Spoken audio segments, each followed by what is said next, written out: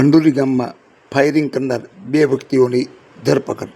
માળિયાહાટીના તાલુકાના ગડુ શેરબાગ ગામના આરીફ ઉર્ફે ભૂરો અહમદ લાખા ગામેથી ઉંમર વર્ષ 21 અને ગફાર ઉર્ફે કારિયો નૂર મોહમ્મદ કાતિયાર ગામેથી ઉંમર વર્ષ 25 આ બંને પોતાનું મોટરસાઇકલ લઈને માળિયાહાટીના તાલુકાના ભંડોરી ગામે રહેતા આશિક હુસેન સાળના ઘરે જઈને લોખંડના બંધ દરવાજા ઉપર દેશી લાંબી હાથ બનાવટી બંદૂક વડે ફાયરિંગ કરી મોટરસાઇકલ ઉપર નાસી ગયા હતા।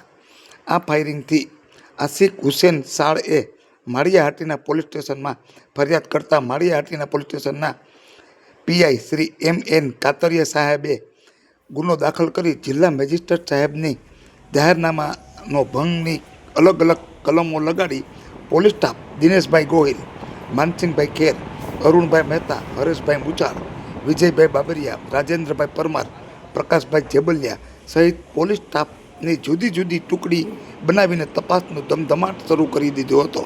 આ તપાસ દરમિયાન પોલીસે માળિયાહાટીના તાલુકાના ચુલડી ગામના પાટિયા પાસેથી આસિફ અહમદ લાખા અને ગફાર ઉર્ફે કારિયો નૂર મોહમ્મદ કાતિયાર રહેવાસી બંને શેરબાગ ગડુનાની ધરપકડ કરેલ છે।